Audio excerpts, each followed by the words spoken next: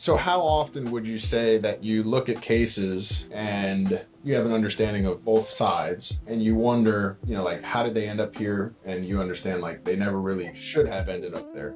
This particular client who's in the window business, usually his policy is that I'm not going to run into litigation. I'll file my lien, but I'm not going to run into litigation right away. What I want to do is let's see if there's a resolution for it. In this particular circumstance, this was a house on one of the Sunset Islands. He does upper end stuff. And there was a whole to-do regarding whether there was a moisture issue or not a moisture issue, and was the windows not put in properly, so the result that the floor was getting wet, and this and that and the other thing. And we tried to resolve it. We really did over a period of time, because this particular client does do work in good faith. He will, if he's screwed up, he will come in there and he will fix it. And the dispute kept going back and forth, and finally I threw my hands up after 5 months of going back and forth.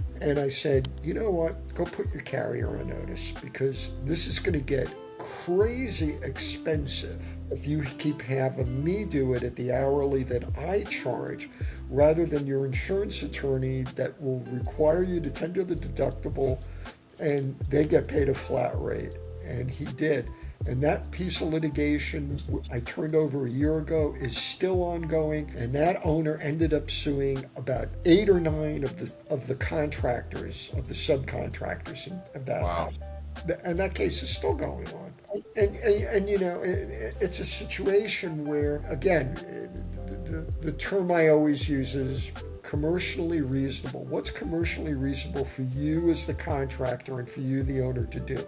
If you completely complete the roof, and the roof is watertight, but at the same token you got a little nick on the corner of the shingle over there, and you catch it, well, I mean, look, you're not going to turn around and sue that contractor to replace the whole roof.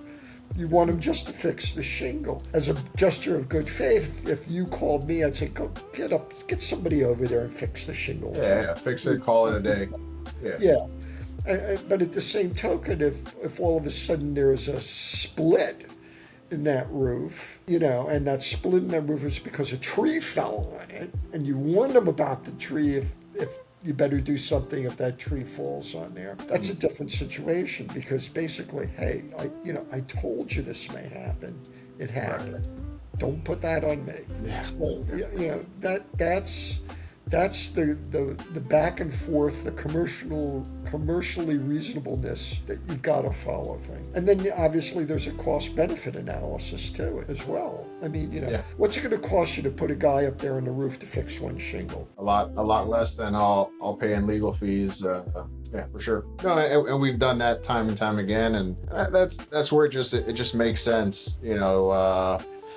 Turning an angry customer into a raving fan, and what's going to do that? Is it going to be a letter from an attorney, or is it going to be us just taking one on the chin and trying to do?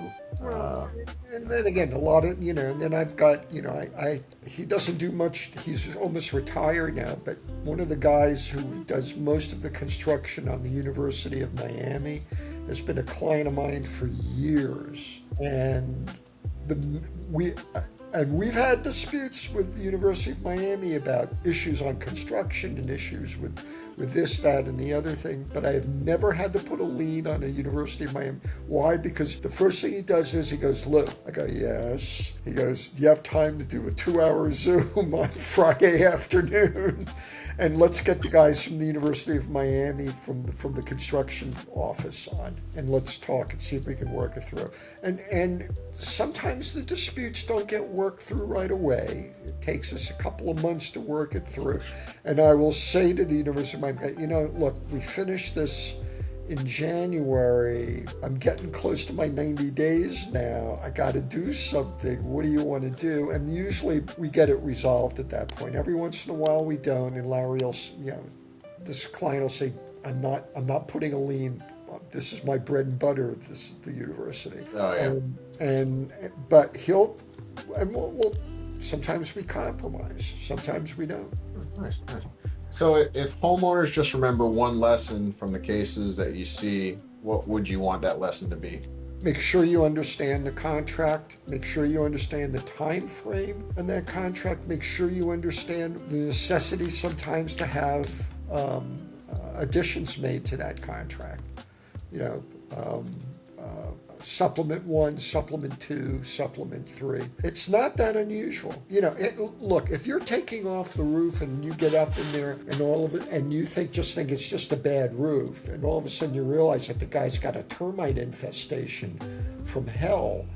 I mean, what are you saying? I'm putting a new roof on? No, you're saying you better go get that damn thing termited, and then I'll come out and do the job. And if me as the owner says, well, just put the new roof on, I'm selling the house in 2 months. Yeah. You got a decision to make. In most situations, the contractor will say, I'm walking away. I don't want anything. Oh, yeah. No, there's definitely, whether it's a house or the certain customer clientele, noticing the red flags and then, you know, having the willingness to walk away. And I definitely, over the course of the last 10 years, I've definitely learned some really good lessons.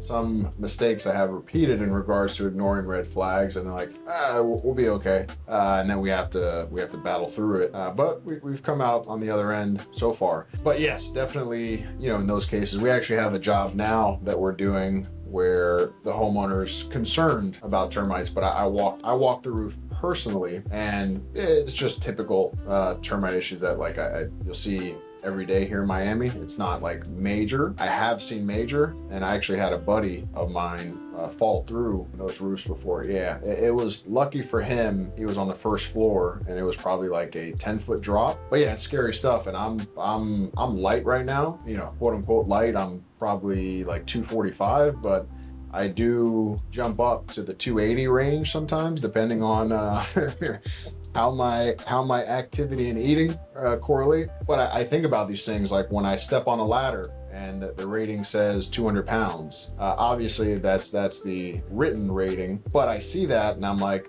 I try to avoid it personally, but I drive around with a ladder that's 350 pounds rating. But I think about that. I think about when I walk on clay roofs, because I try to stay off them, because I'll break every tile that I step on, or 50% of the tiles I step on. But especially like soft spots in roofs, like I walk slow and some of the guys will give me a hard time, and I'm like, how many roofs have I fallen through? You know, it's funny. We bought this house in 2003. Yeah, 2003, and we had a roof put on then. And it just so happens that the roofer is a very, very close friend of ours. Been a friend of ours for years. And we just ended up getting taken out of the citizens pool and put in with Tip Tap, which is another insurance company. And, you know, in anticipation of Tip Tap saying, I need a new roof because of the age of the roof, I had him get up on the roof, and he goes, I got to tell you something. He goes, this roof is in perfect shape. He goes, you need to trim back some of the trees that are on the north and on the west side of the house. You need to trim that back a little bit. But outside of that, this roof is in great shape.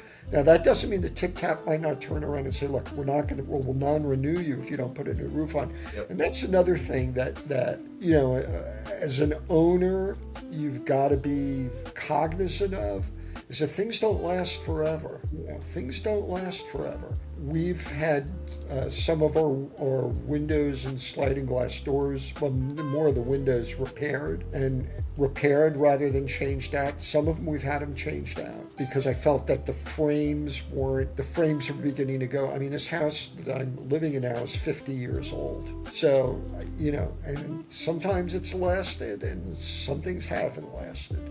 I had another interview just like this where we went over, it was with an insurance agent or insurance broker, and we went over those, some of the letters that people have been receiving basically saying that you have to replace your roof. And I personally, as a licensed roofer, received one for my house. I sent back a letter. Long story short, I sent back a letter to the insurance saying how much life the roof had in it. Waited 30 days. Insurance company wrote back, basically said, we don't care who you are, replace the roof or we're dropping you. So that was pretty interesting to see Yeah, firsthand. But I have heard recently, I don't know if you have any information on that, but I have heard recently that homeowners are able to fight back if we have a certified letter saying that the roof has this much life. well, your best bet is to get an independent 4-point inspection done on there.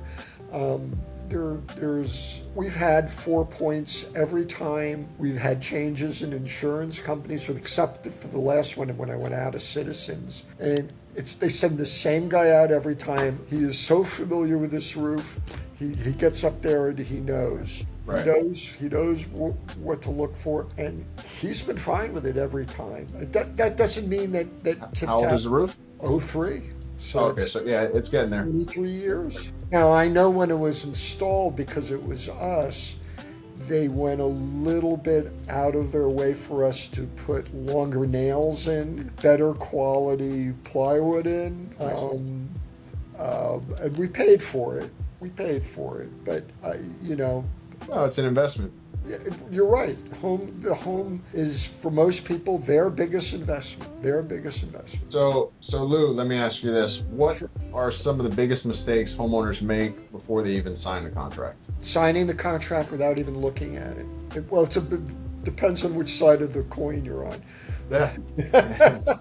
But you know what's funny is you'd be surprised the amount of times, for example, if we specify X or Y, XYZ is not included on the contracts, the amount of times that I've talked to a homeowner who's obviously not happy about a certain thing that's going to be an additional expense, where I've said, oh, that's not part of the contract, and they're like, why not?